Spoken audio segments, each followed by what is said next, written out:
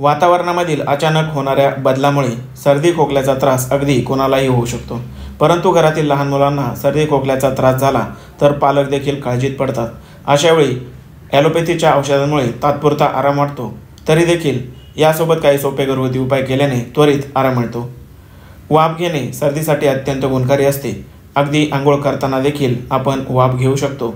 याशिवाय गरम पाण्यामध्ये निलगिरीच्या तेलाचे 3-4 थेंब टाकून डोक्यावर टॉवेल घेऊन मुलांना छानपैकी काळजीपूर्वक वाफ दिल्याने गच्च झालेले नाक देखील मोकळे होण्यास मदत होते।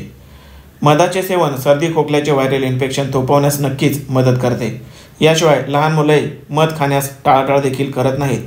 शुद्ध मधाचे दिवसातून 3-4 वेळा चाटण घेतल्याने खोकल्याची उबळ शांत होते आणि सर्दी देखील बरी होण्यास मदत होते। मिठाच्या पाण्याच्या गुळण्या केल्याने घशाची खवखव, घसा दुखणे यांसारख्या समस्या कमी होतात।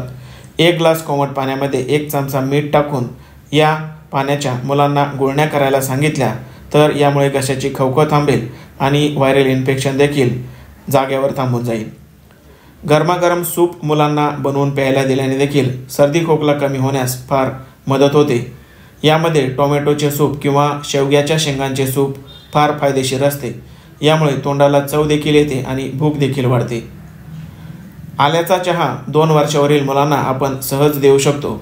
यामध्ये गरजेनुसार तुळशीची पाने आणि खडीसाखर मिसळल्याने मुले हा आल्याचा चहा आवडीने पितात। कोणाचीही सर्दी आणि खोकला कमी करण्याची ताकद या आल्याच्या चहामध्ये असते।